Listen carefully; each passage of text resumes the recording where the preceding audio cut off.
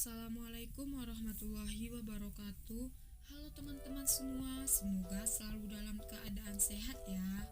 Perkenalkan, nama saya Intan Kurnia, nomor induk mahasiswa 50111711616, jurusan Ekonomi Syariah, Fakultas Ekonomi dan Bisnis Islam, Universitas Islam Negeri Sultan Taha Saifuddin Jambi. Dosen pembimbing lapangan Ibu Agustina Mustia SE MII. Video ini merupakan video ketiga saya dalam mengikuti KKNDR Individu Berbasis Media Sosial gelombang pertama. Pada video kali ini, saya akan mengajak teman-teman semua untuk membahas tentang kebijakan pemerintah untuk menerapkan new normal di tengah pandemi COVID-19. Seperti yang kita ketahui, beberapa waktu yang lalu, beberapa negara yang terdampak langsung oleh pandemi COVID-19 menggadang-gadangkan akan melaksanakan atau menerapkan new normal, termasuk negara kita, yaitu negara Indonesia. New normal adalah perubahan perilaku untuk menjalankan aktivitas normal, namun ditambah dengan menerapkan protokol kesehatan guna mencegah terjadinya penularan COVID-19. Lebih tepatnya, new normal merupakan cara mengatur situasi perilaku penduduk, baik itu masyarakat, pengusaha, pemerintah, dan ragam sektor lainnya supaya menurunkan risiko terhadap kemungkinan penularan COVID-19 karena virus ini belum menghilang. Pada kesempatan video kali ini, saya akan mengajak teman-teman semua untuk membahas tentang protokol kesehatan yang harus dilakukan oleh para pengurus atau pengelola tempat kerja. Yang pertama adalah melakukan pembersihan dan disinfeksi secara berkala di area kerja dan area publik. Mendisinfeksi fasilitas umum yang sering disentuh publik setiap 4 jam sekali.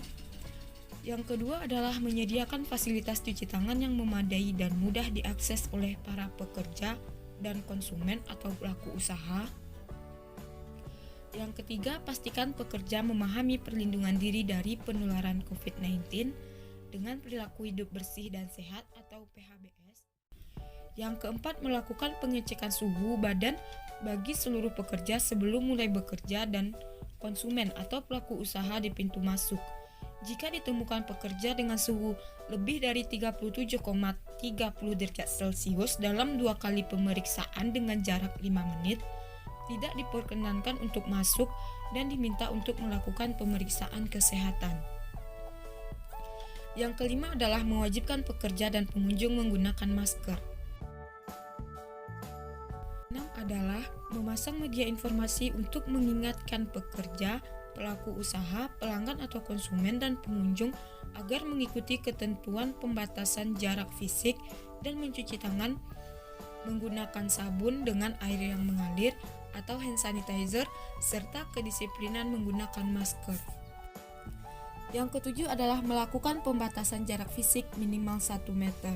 Cara ini bisa dilakukan dengan berbagai upaya. Yang pertama adalah memberi tanda khusus yang ditempelkan di lantai area padat pekerja seperti ruang ganti, lift, dan area lain sebagai pembatas jarak antar pekerja. Yang kedua adalah pengaturan jumlah pekerja masuk agar memudahkan penerapan menjaga jarak. Yang ketiga adalah pengaturan meja kerja, tempat duduk dengan jarak minimal 1 meter. Yang kedelapan adalah melakukan upaya meminimalkan kontak dengan pelanggan.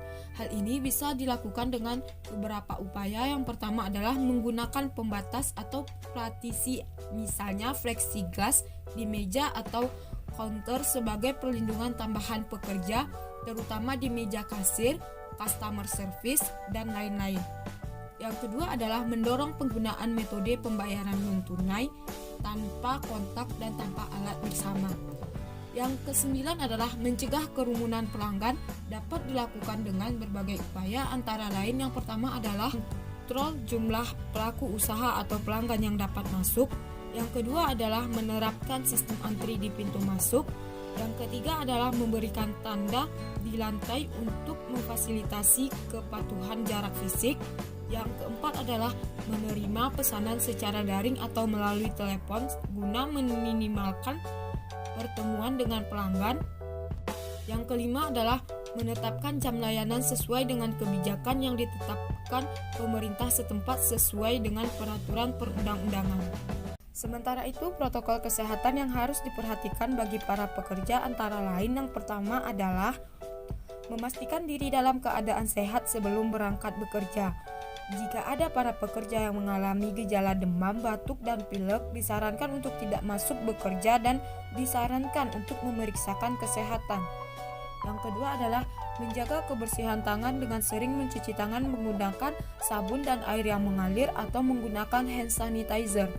Yang ketiga adalah hindari tangan menyentuh area wajah seperti mata, hidung, atau mulut.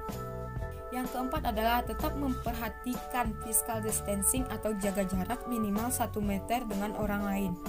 Yang kelima adalah menggunakan pakaian khusus kerja dan mengganti pakaian saat selesai bekerja. Yang keenam adalah selalu menggunakan masker. Yang ketujuh adalah segera mandi dan mengganti pakaian sebelum melakukan kontak langsung dengan anggota keluarga di rumah setelah pulang bekerja. Sementara itu, protokol kesehatan yang harus diperhatikan oleh para pelanggan atau konsumen antara lain yang pertama adalah selalu menggunakan masker selama berada di area publik. Yang kedua adalah jaga kebersihan tangan dengan mencuci tangan menggunakan sabun dan air yang mengalir atau menggunakan hand sanitizer. Yang ketiga adalah hindari menyentuh area wajah seperti mata, hidung, dan mulut. Dan yang terakhir adalah tetap memperhatikan physical distancing minimal 1 meter dengan orang lain.